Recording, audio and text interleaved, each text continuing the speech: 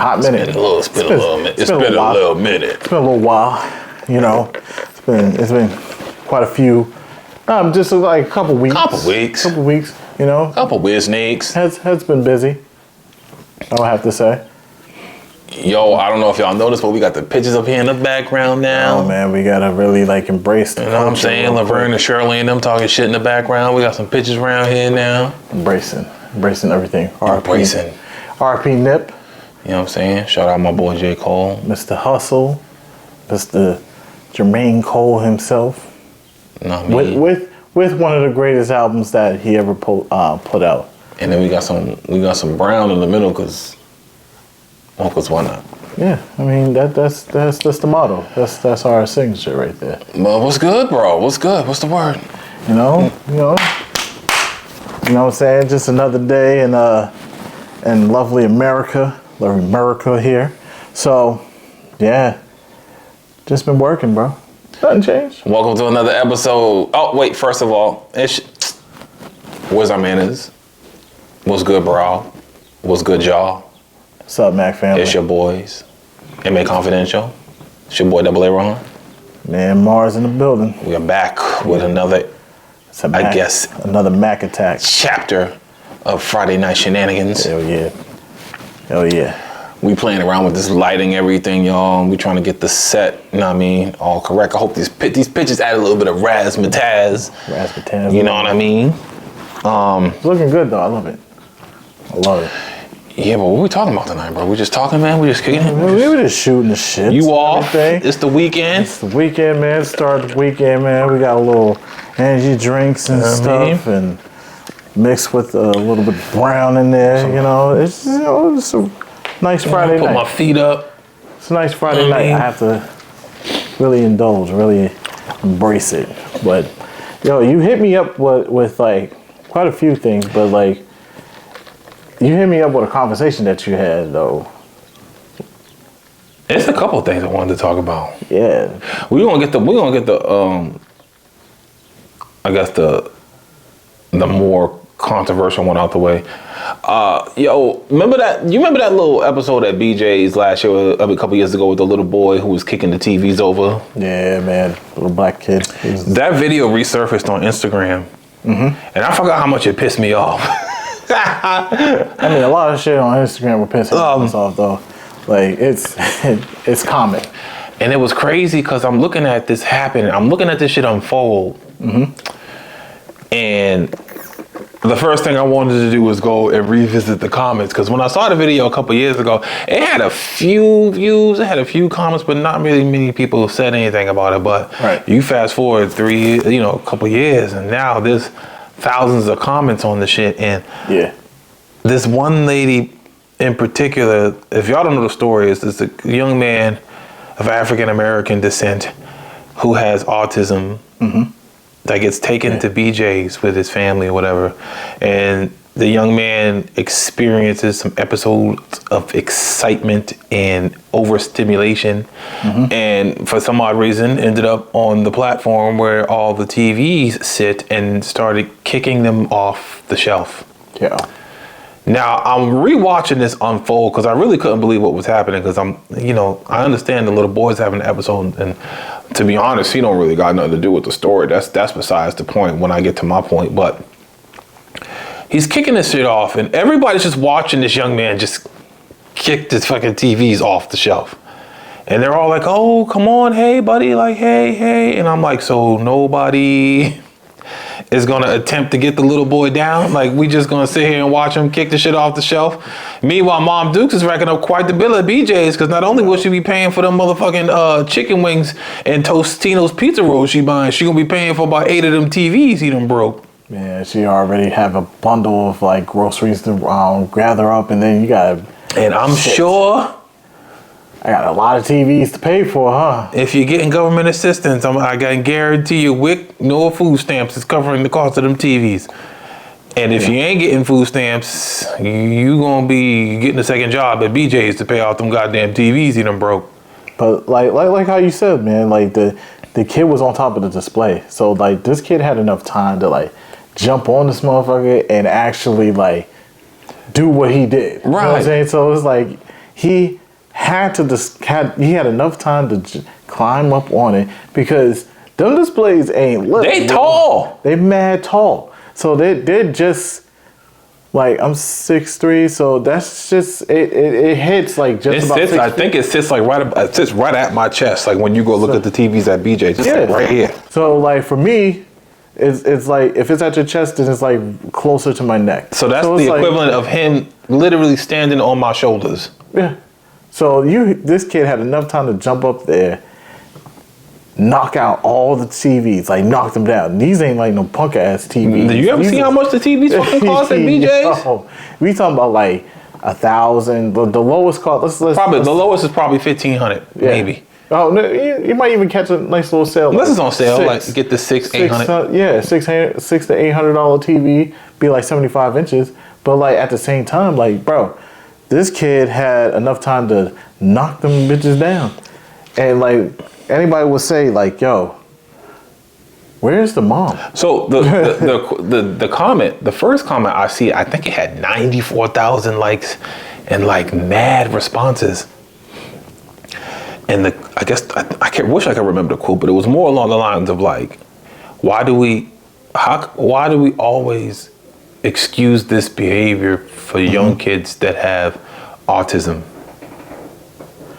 I mean, there's no excuse, man.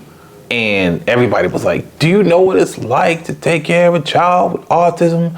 You don't know how hard it is. Do you have kids? And they're attacking this young lady. And it's funny because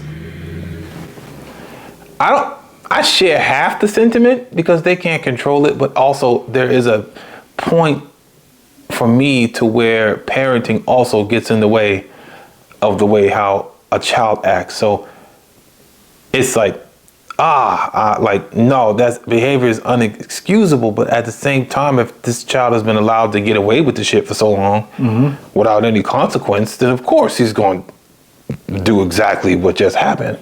Yeah, but that's the thing though. Like that kid is autistic, Right? So that means you, as the parent, knows that this kid has triggers. It doesn't matter if it's boy or girl. This kid has triggers, bro.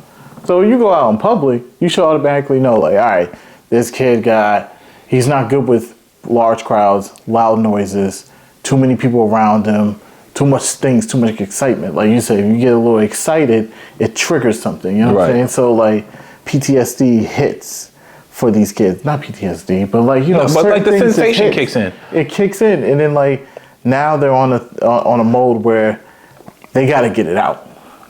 Whatever happens, they got to get it out. So you as the parent should know that. And you're gonna take them in public, bro. That's and then my second question instantly went to, where the fuck was this kid's parents? Like Mama Dukes was nowhere to be found. You know how long it would take for you to realize, like, I don't let my son go nowhere. That motherfucker can't be gone for less than half a second before I know a store like that. So imagine turning your head that long to the point where you don't know your son is climbing up a fixture that's about 6 feet tall, 6.5 feet tall, and is now standing on this fixture and kicking the TVs over. That means he had enough time to see it, say, ooh, what is that? I need look to at it, that shit over. Climb it, get up to the top, and you are nowhere around. His mind was probably like, I'm gonna knock that shit down. I'm gonna kick these motherfuckers. I'm gonna knock these motherfuckers down. So, you know, I look, that's what, and so the whole thing is like, yeah, you know, the boy can't. I said, no, don't blame the boy. It ain't the boy. It's the parents. Where the parents at? And even as the parent, even if you did catch him in time, or you caught him a little bit too late and you see him up there, I'm not letting him get to TV number 8 before I decide, oh shit, maybe I should do something. No. Because I'm snatching his ass off that platform. Don't make me come up there. You knocking the motherfucking TV. No, I'm not gonna let you. I'm not gonna allow you to sit up there and kick these goddamn TVs over. No, look, if I got to climb that motherfucker myself and throw your ass off, I will. But excuse me, and you fucking climb up the damn thing, get your ass off the goddamn. I'm telling you, our parents would. Let's just say, today's parenting is different. It's different. Of what I witnessed. I'm not like a father or anything. I am, and I don't give a shit when nobody say about this gentle parenting BS. Okay, that's different. Cute when he's like 1, 2, 3, and 4. When he's 10.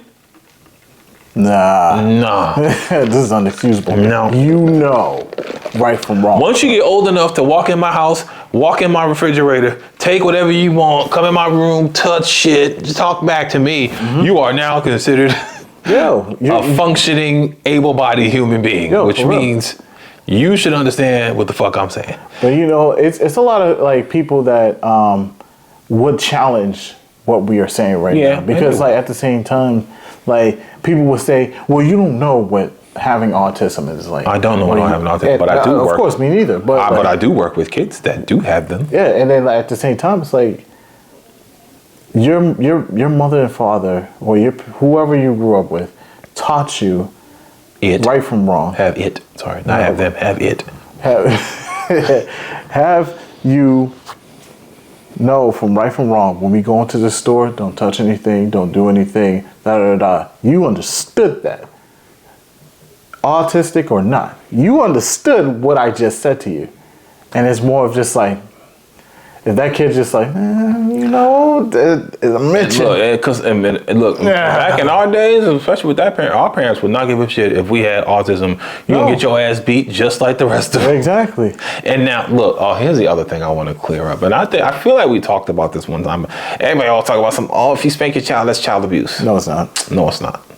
Disciplining your child and like whooping your child's ass is totally different. Right. Like if you go into the store and you act bad, it's always we always do or say that our parents did wait till we get home. Wait till we get home. We know we fucked up. We fucked up. We know we did. It's like, damn, I'm really about to get my ass whooped. Why the hell did I just do that? Damn. And then we really get our asses whooped like when we get home. Like, that's how it goes. Confused, disciplined parent asking you not to touch something in the living room or touch the stove, and you fuck around and burn the goddamn kitchen down. But that's automatic ass whooping right there. You know why? Because she told you not to do it. She told you not to do it again. She told you not to do it again. And not only did you do it again, you burned the goddamn kitchen down. Yes. Somebody getting their ass whooped. Versus, oh my God, I was sitting in traffic for 15 more minutes than I expected. Oh, little Timmy. Wow. Yo. That's child abuse. That's child abuse. But like if you whooping your kid's ass and because they said hello to the neighbor. Oh, hello.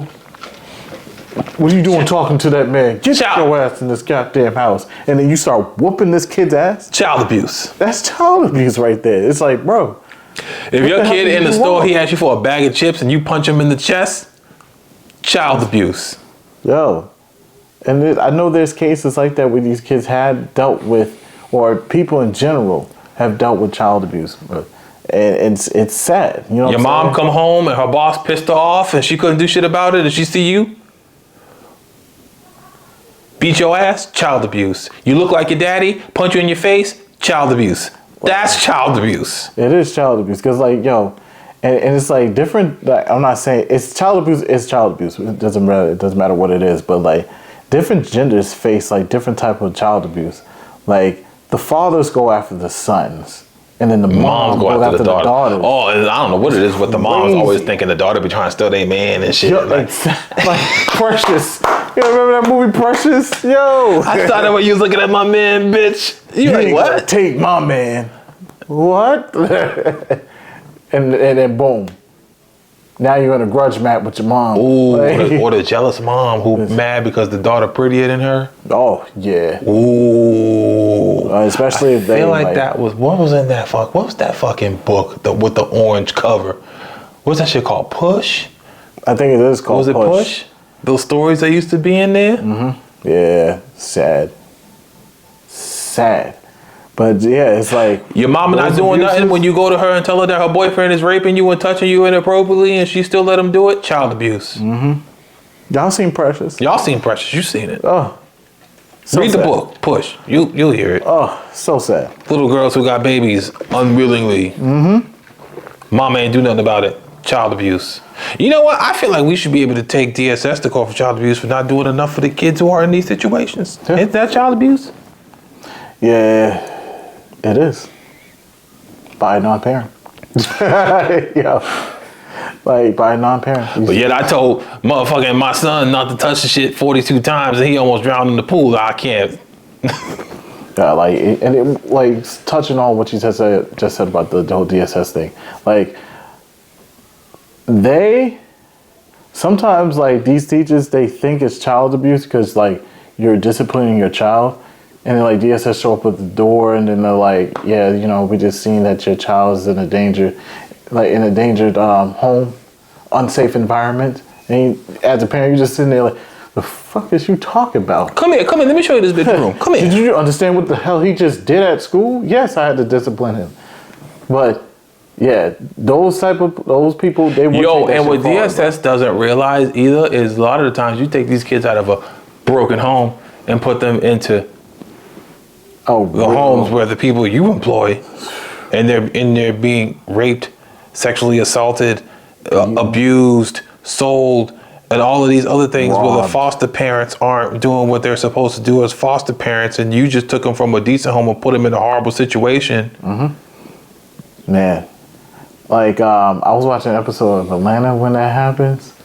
It started off a little bit funny because the grandfather came to the school. He was, "What's wrong with you?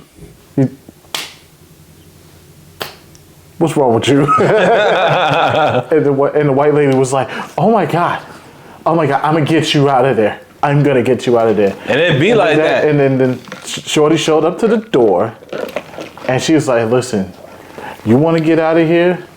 They ain't gonna treat you right. I'll see you when you come back here." Whole episode, he went to another home, and it was just straight up worse. It was horrible. He found a way to escape. Motherfucker came back home, was just like, and the mom was just like, "See what I tell you?" It's like, that's how it just ended. Like, it's like one of those things. You see what I tell you? It ain't nothing better than here. When people, and that's the thing too, like teachers don't realize that either. Like, you think you're helping this child, but really, see, here's the thing. What I don't like is the teacher who tries to help that student, but all they do is get put in the home. Where was you at when he needed a place to stay? You ain't take him in. Yeah, exactly. You ain't put him in a better position with you. No, they're not. Oh, they're not going to take that responsibility. Especially if it's like a white teacher and a black student, they gonna fucking take that responsibility. Everybody, see, that's the thing. Everybody, look, and this is not a race thing. It's a like, this is more so of a what you call those shits. Well, the bigger word for it is like a discourse community thing. It's a culture thing. Yeah. Right. Like, oh yeah. Most kids. I get what you're saying though. Most people probably be like, who aren't from the hood. They not from the hood. They not from urban areas.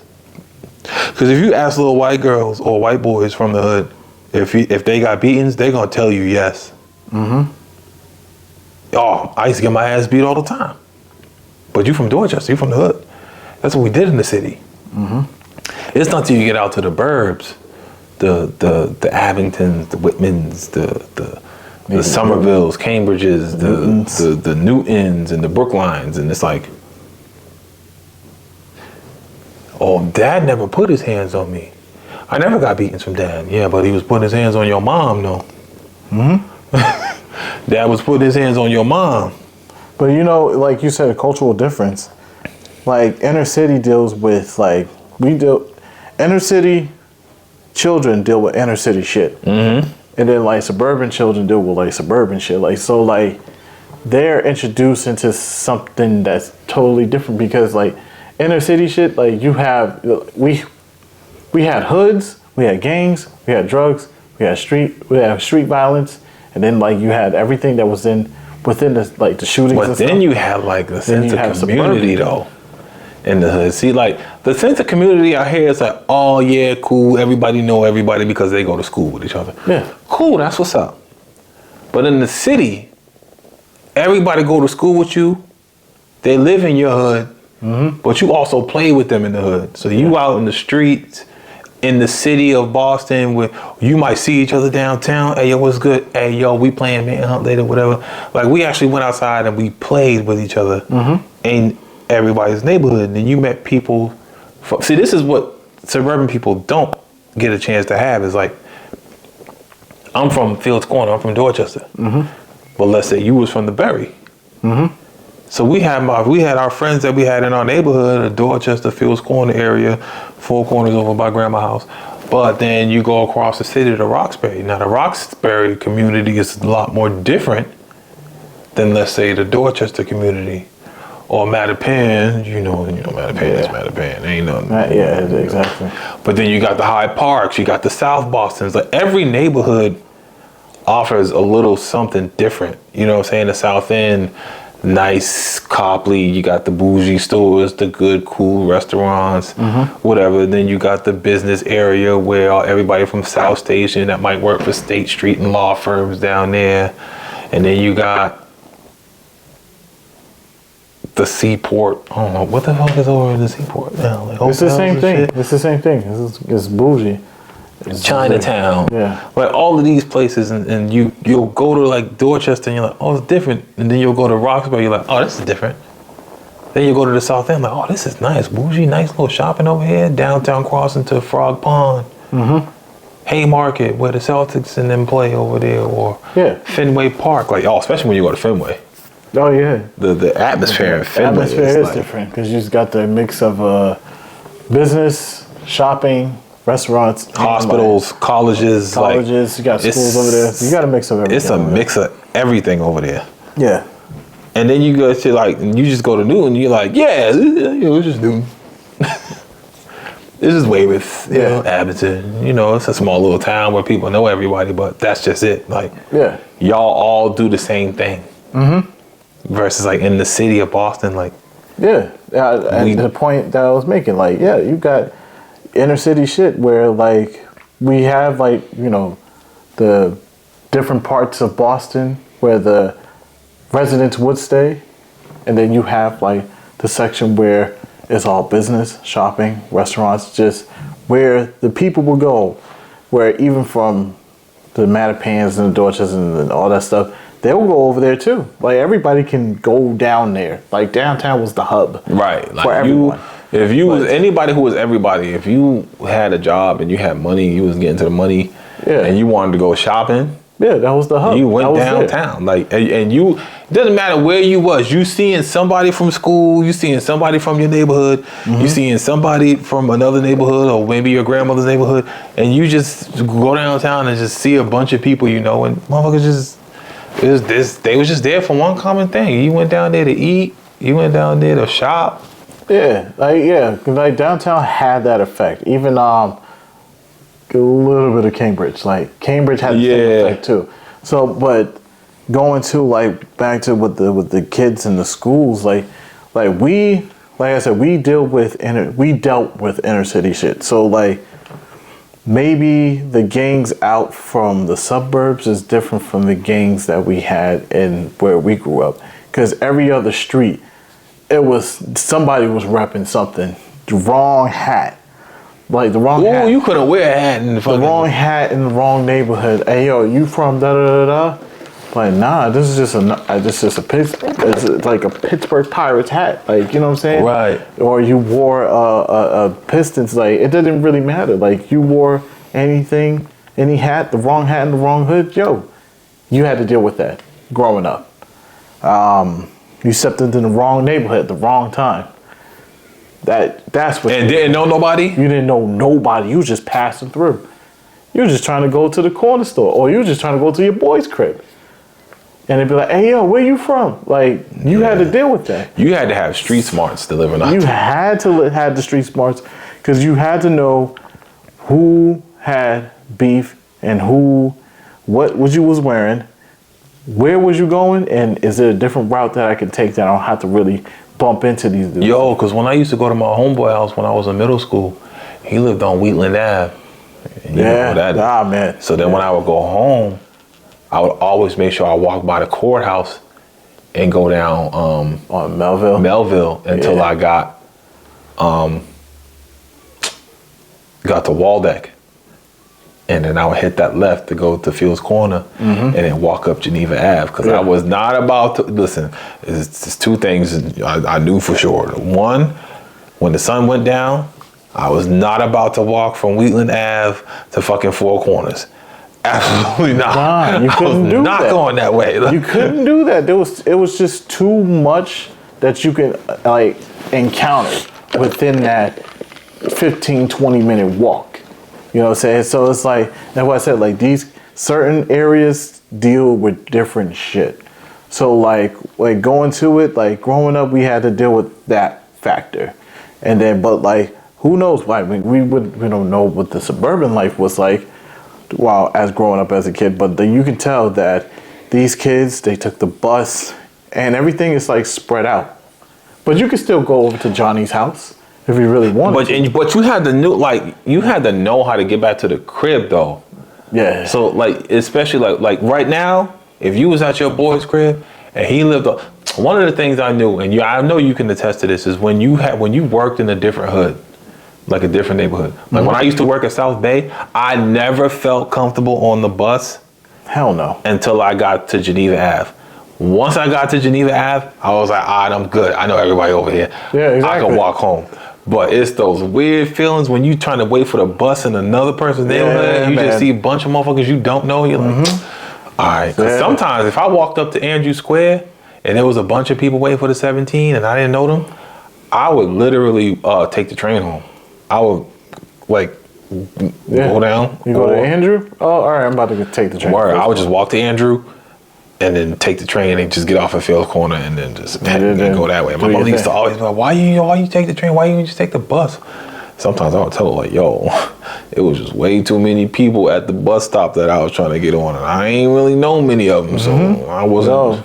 No, if you, like you said, if you're not street smart, you're not gonna really know. You're just gonna, you'll be putting yourself in a situation where it's like, damn. Oh, yo, here's these group of dudes coming.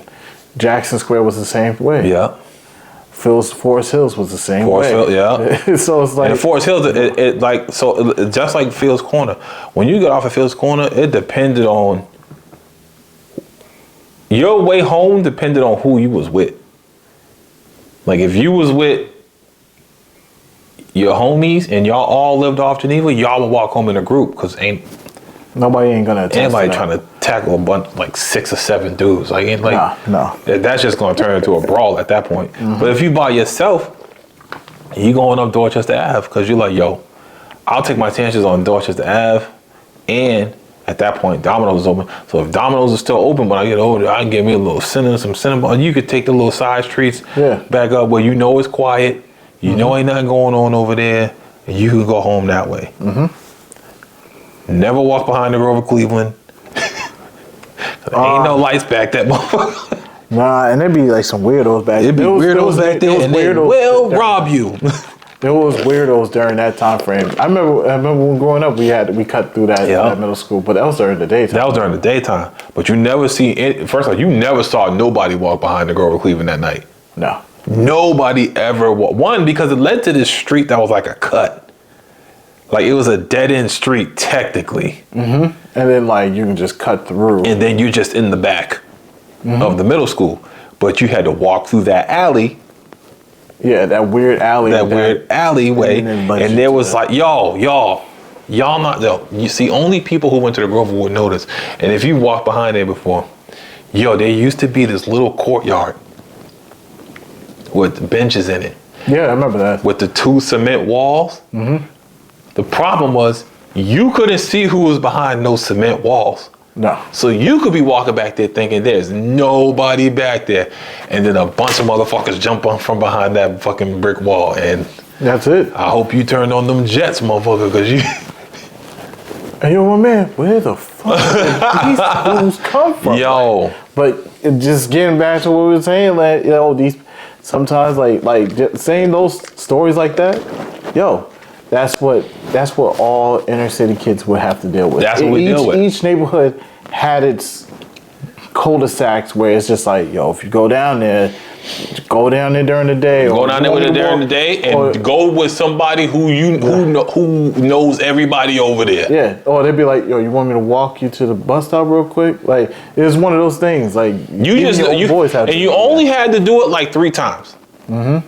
Because after like the 3rd or 4th time, motherfuckers in the neighborhood know you now. So they're like, oh, he come. That's what's the name, boy. All right, exactly, he good. He cool. Good. He cool people. You meet them by then, you become friends with them. So when they see you in the neighborhood, they're like, oh, yo, what's good, bro? You going to the? Oh, I bet. Yeah, exactly. So it works out. You know, more times you show your presence, the people be like, all right, let me back away. That's old boy real quick. He's straight. He cool. But yeah, that's what we all had to deal with inner city wise. Suburban wise, I know these kids they get into shit that it's like we wouldn't really get into. Right. Like they're introduced to certain things that like prescription drugs. In our household, that shit just made people feel better. Like those types, their parties is different from our parties. Like our house parties and shit was like different. It was their literally weed and alcohol at our parties. Weed that's it. And alcohol. That's it. When you go to them suburban parties, it be it's a whole nother ball game. Weed, alcohol, Percocets, mushrooms. Everybody has to like just drive to that house. Right. Like you couldn't just like, let me just walk to the house. No, people had to drive, carpool to these people's houses. So that's why it's like so different from like what we had to do. Like we can easily just take the bus real quick. Like like I'm in Phil's Corner, but like there's a party on Columbia Road. And when we used to say there was a party, you remember back in those days. Yo, it's a party this weekend. Where at? Ashmont. Everybody do like and you be like shit. I'm gonna fuck around like Ashmont this week. You don't even know the address yet. You're like Ashmont. It's over near Ashmont. Man, like everybody had to deal with that, man. Growing up is just different here. I mean, it was just different during those times. It was a different. I don't know. I don't know what these kids do today. It's definitely different though. But when you hear it, that's why some of these black kids, they're like, oh my God, they're a little rough around the edges. I'm like, they're not rough around the edges. They're just from the hood. Like in my neighborhood, you had to be rough around the edges. I tell people, I'm not hood. I'm a very down to earth, law-abiding citizen who's really rough around the edges and got really bad hood tendencies sometimes. Nah, for real. But it's one of those things like you act a certain way because you grew up a certain way. You knew what your surroundings got you. Like today, I know y'all listen. I know bullying, whatever today, but we handle bullying differently back in our days. Like. Nah, you really had to like. And like now, you tell your parents go talk to their parents, and then. Mm-hmm. In my day, you went and told your mother if you want to. She gonna tell you the same thing she always tell you. You boxing that motherfucker. If you lose, don't come home. You had to fight these things. You had to fight. And it wasn't no ifs, ands, or buts about it. Like you had to, because if you don't do it, then it's just. And don't let them come to your house and want to fight. Then you really had to fight, because now your mom's at the crib and you not about, and you better win.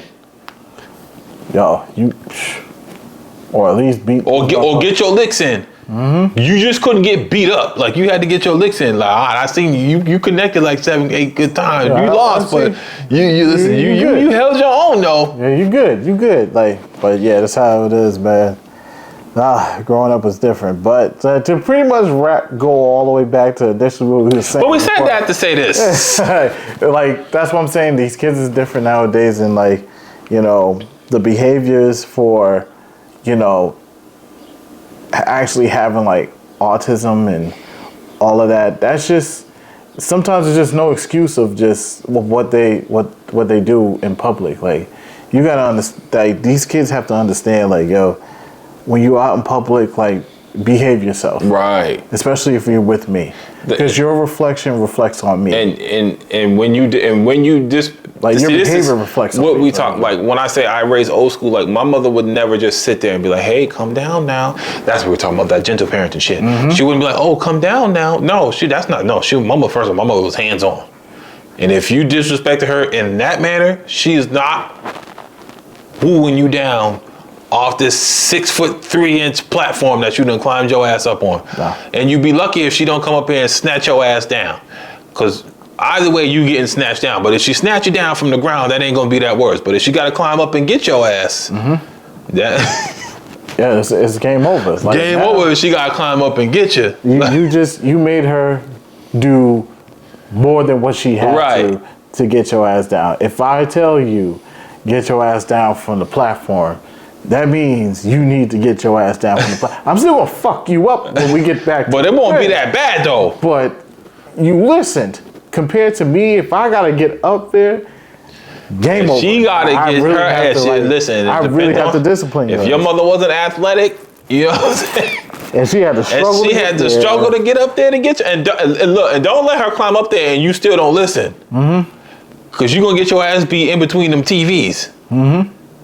But regardless, you're gonna get your ass beat because she had to climb up there and get your ass down. Yeah, but I mean, it's a very touchy subject for some people. But man. it Like, is. This is a controversial topic for people to really understand. Like, oh well, you don't have this, so you don't understand. I don't understand. We don't understand. But at the same time, you understand of listening to me. But what I loved in that comment Understand right section and wrong. is there were so many parents that had children with autism and said, my child has autism. And I would never allow him to do that. There we go.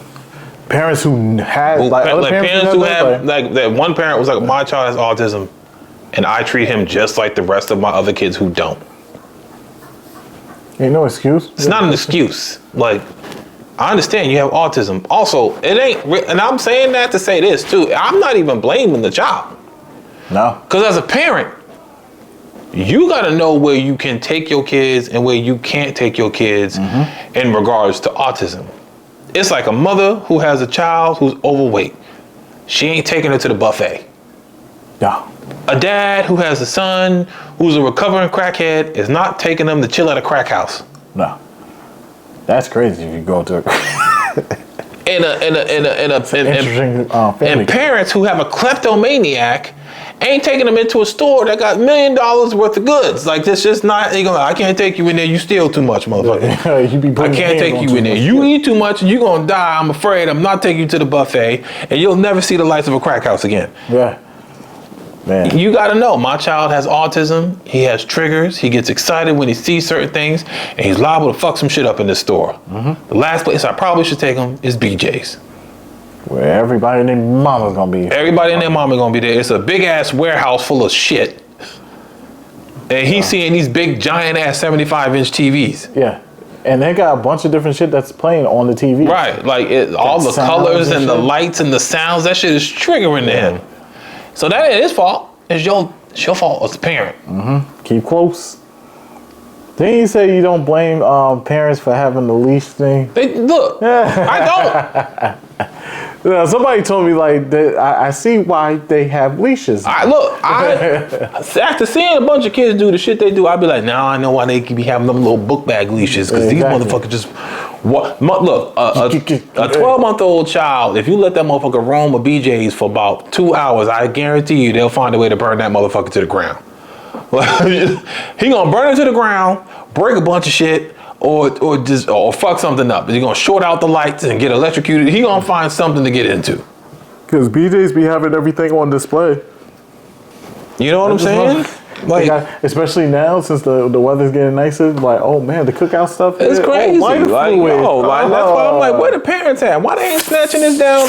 Why you not snatching his ass down off that platform? Because ain't no way I'm watching my son kick off all them TVs and incurring all of those goddamn damage costs. Hell no. As soon as I see him kick the first one over, I'm like, I guess you got a job here now. No. I'm just saying, man. You, as a parent, you should understand these kids that have triggers, bro. We You not should mad at the child. I want to let people know that. I'm not mad at the child. I just wanted to know where the parents was in this situation. Yeah. Where was mom and dad? Yeah, you had. And if they were standing there, why they didn't snatch his ass down? That's all I wanted to know. Because ain't no way in hell I'm letting my son rack up $30,000 worth of damage costs. Oh, for real. Or even 10. You getting $30,000 worth of ass whooping. Yeah, like these kids, like that situation, like watching that video, it was just kind of crazy. Like everybody else is trying to get this kid down, but You don't see anybody attempting. Like nobody's attempting to get get up there and get him down like that. You Like, just seen everybody. Hey, come here. Hey, he has triggers. He's 10. You're an adult. Get this motherfucker down. Take his ass off that. The security officer didn't even help either. But then again, like the security officer don't get paid. She don't get paid for that. Like, people gotta understand the that security guard, I'd be like, officer, damn, somebody baby up here again. they don't get paid for that one. So they just gonna sit there. And Y'all better come get y'all baby now. He kicking over these TVs. property damage. So I'm gonna have. She's probably thinking, damn, I'm gonna stand under one so he can kick it on me. Like, and he kicked one right on top of me. So she's probably thinking, damn, incident report. Fuck. Now I gotta record how many TVs this motherfucker. Add them up. Your son kicked over 14 TVs That's at $1,500 a pop. You owe us $68,000. Yo, it's just like it'd be a crazy amount. But like, yeah, they owe about $30,000 worth of broken goods here, damaged goods. But yeah, I mean, and then the person that was recording, just as bad. Honestly, He like, where their parents at? somebody get the parents. Somebody get the parents. Just got the phone in hand. Somebody And you get know, by the time parents. the parents turn around, they like, my son of a motherfucker. Yo. And that's why like shit like that exists. Like today it's just people recording shit, not doing too much about it. What do you do as the parent in that situation, though? Like, you've been gone for 5 minutes, you come back, your son kicked over 14 TVs, you like, I only just went to the bathroom. Or I just was about to pay for this. Yeah. this your son, man? Yeah, what the little nigga do. Yeah, that's how you gotta talk at that point. You be like, what the little nigga do, man? What do you do now? You don't see it? He did that. All of that.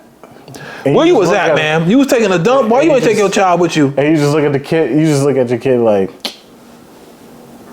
dog. Like, 5 minutes. Really? 5 minutes? You couldn't just wait till I finished paying for our stuff.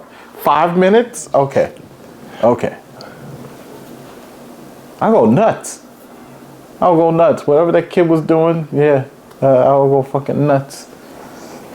Get your ass off the goddamn. Yo, I don't care. I will learn how to jump on that platform that day.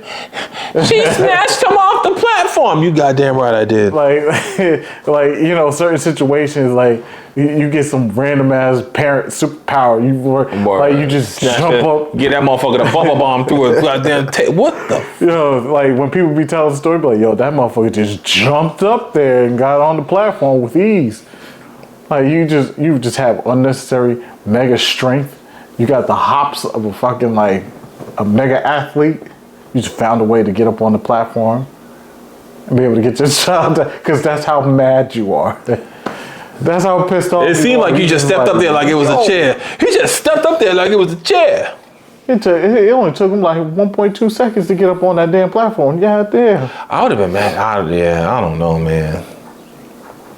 It is hard. I will say it is hard, but I'm not blaming that baby boy. I'm blaming the parents. It's the parents' fault. Where the fuck was the parents? I mean, there's a lot that could have been done within that situation. But Yeah, honestly, like not watching the motherfucker kick the TVs over. Yeah. Like, how about that? a lot of things that could have been done. And they're like, but you can't touch somebody else's child. Well, Okay, well, where was the parents so they could touch the child? yeah, Like, exactly. what? Where's that damn parent? Where's the mom? Where's the dad? Like, who's the guardian of this kid? Who decided it was a smart idea to bring a young boy with autism inside the BJ's? Like we was cool for the whole store, and then he saw them TVs, and then Bluey came on there, and it was over. he saw King Kong on the damn TV. That was it. Cause he was doing some shit like he was banging on his Yeah, chest. so it all makes sense. It's like, he saw he King Kong. emulating the movie. Yeah, he saw. He was King like, Kong. he kicked over them buildings, but I can kick these TVs over though. I see King Kong doing some damage. I can do that. I just like as a parent, like if you just standing right here, you don't turn your head like, where my motherfucking child at? Cause as soon as I see my child put his hand up on that platform, I'm kicking him right in his ass. Like you turn I'm around. gonna ask you not to touch nothing in here. You turn around, try to ask him, hey man, we want to eat. turn around, you just, where the fuck did he go? Where the fuck did he go? Oh no. Oh no. Oh, don't kick down that TV. I know good and Don't goddamn kick well down you're that not about TV. to kick that goddamn TV off there. See? Man, just- and that's exactly the words that would have come out of a black mother's mouth. I wish you would kick that motherfucking TV over. Don't kick that goddamn TV. Don't you kick that guy. Oh, this little nigga kicked the TV. Yo, I'm telling you, man, there's a lot of things that could have been done, though. But, hey, as the people in the comments, as you was going through them and I was going through them, like, a lot of people do agree, like, yo, where's the parents? Like, can't blame the kid at this You point. can't blame the kid. So it's like, where's the parent? Make sure that, and it's like, why did you even bring him to the store if he got triggers? So it's a lot that could have been done. Hey, yes, all right. I get it. You're a single mom, dad ain't around. You gotta do what you gotta do. Okay, fine. But you know. But people bring their kids with autism to the store all the time. Again, this boils down to being diligent and attentive. Yeah. But I'm not a parent though, so you know I can't really reflect too much on this. But I am, so I can say all of these things. I can just say that I would. My son is a definitely- hostage when he be with me. I would get your motherfucker. You in this cart, you know. But yeah, man. What was the other conversation that? Anyway, so one of my OGs had called me up today. Yeah, we're moving on from that subject. Look, the moral of the story is pay attention. Situational awareness is the takeaway from today's rant. Control your goddamn children, people. God all. damn, that's all. That's it. I'll wrap it up and say it like that. I'm not even going to be like politically correct. That's very on this one. insensitive. Man, just I hear watch. your feelings. If you got an autistic child, just understand where the hell, like, understand your child before you take. Just them. understand, when your child with autism do something, we're not blaming them, we blaming you. Yeah. Like, don't be taking them to stores knowing damn well they're sensitive to sounds. Don't take them to an amusement park. Y'all don't blame Knowing that they don't children. like Y'all don't blame fucking children when crowds. they go and rob a store. No. It's not his fault. He's probably got bad parents. Like, oh man, this guy got mental issues. He's from a broken home. Yeah, like, like with that's a whole nother conversation. We will get into that anyway. Well, anyways, we'll that's get into a that whole one nother later. topic. But the moral of the story is, control your kids, people. Yeah. And if your kid do something who has autism, like kick over TVs at BJ's, it ain't his fault. We blaming you, the parent.